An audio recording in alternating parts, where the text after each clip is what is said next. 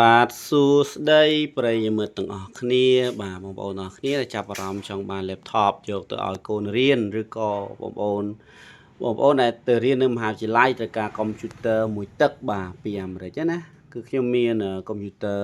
ច្រើនគ្រឿងបាទហើយនេះលើកយកតែ2គ្រឿងមកជូនបងប្អូនទាំងអស់គ្នាបាទអញ្ចឹងបងប្អូនមើលទៅលើម៉ាស៊ីន2នេះបាទមានអេក្រង់2ផ្សេងគ្នាបាទពណ៌អានេះរៀងលឿងក្រហមបាទដោយសារតែវាមាន protection ការពារភ្នែកបាទអញ្ចឹងអានេះខ្ញុំឆ្ងល់ដែរមកពីម៉ាស៊ីននេះ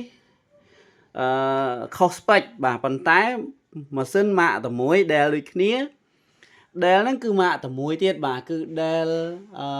748បាទដែល748ណាបាទអញ្ចឹងដែល748សម្រាប់ម៉ាស៊ីនខាងនេះបាទម៉ាស៊ីនខាងនេះបងប្អូននេះគឺយើងមើល CPU ទាំងអស់គ្នាមើល RAM មើលអីទាំងអស់គ្នា RAM 8G CPU Core i5 ជំនាន់ទី7នេះ graphic card មានថា GPU ទេវារត់128ហើយនឹង storage 256នៅក្នុងគេដាក់238តែយើងតែនិយាយថា256នឹងឯងបាទអញ្ចឹងនេះបងប្អូនណាយើងឃើញទៅលើ processor នៅលើនៅក្នុងនឹងមានទាំងអស់គឺជាប្រភេទ graphic card graphic 620 128មេអញ្ចឹងអាហ្នឹងគឺយើងថា Core i5 ជំនាន់ទី7បាទហើយ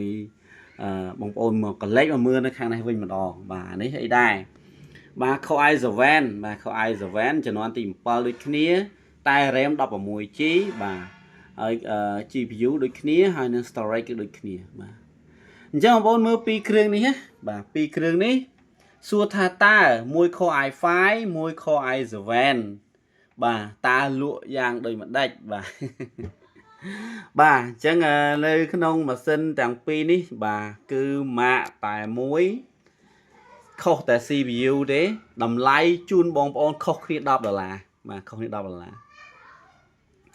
អញ្ចឹងជូនបងប្អូនមួយគ្រាប់នេះបាទមួយគ្រាប់នេះបាទបងប្អូនតាក់ទងមកតាម Messenger ក៏បានតាមលេខទូរស័ព្ទបងប្អូនបានឃើញនៅលើអេក្រង់ក៏បានបាទ Telegram 010បងប្អូនមើលឃើញ010ហ្នឹងគឺជាលេខ Telegram ហើយបងប្អូនអាចតាក់ទងមកដើម្បីមកមើលម៉ាស៊ីនផ្ទាល់ក៏បានអនឡាញក៏បានមកធានាម៉ាស៊ីនជូនបងប្អូនតែម្ដងថាស្អាតបាទហើយនឹងបងប្អូនមកឃើញអានេះគឺទូទៅហើយបាទមានមូលហេតុរបស់វាបាទហេតុអីបានវាចេញមកអញ្ចឹងបងប្អូនអាចតាក់ទងមកដើម្បីទទួលបាននៅបាទការព័ត៌មានលម្អិតបាទរាល់កុំព្យូទ័រទាំងពីរគ្រឿងនេះបាទរាល់កុំព្យូទ័រទាំងពីរគ្រឿងនេះ Core i7 មួយគ្រាប់នេះ Core i7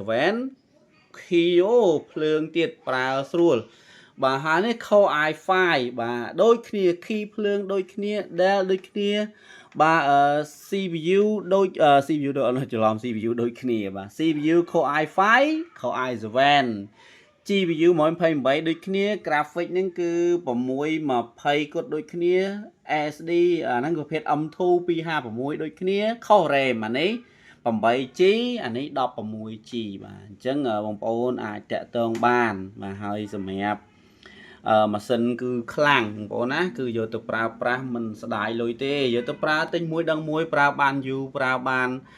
គុណភាពតែម្ដងបាទប៉ុន្តែតម្លៃខុសគ្នាតិចតួចបាទតាមពិតទៅតម្លៃនេះត្រូវដូចគ្នាបាទដោយសារវាមានលក្ខណៈពិសេសអញ្ចឹងបងប្អូនអាចមកទីតាំងផ្ទាល់ដើម្បីពិនិត្យមើលកុំព្យូទ័រនេះហើយខ្ញុំបាទនឹងរៀបចំនឹងចែកម្លែកជាបទពិសោធន៍ផ្សេងៗដើម្បី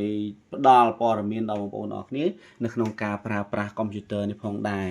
បាទអញ្ចឹងអរគុណច្រើន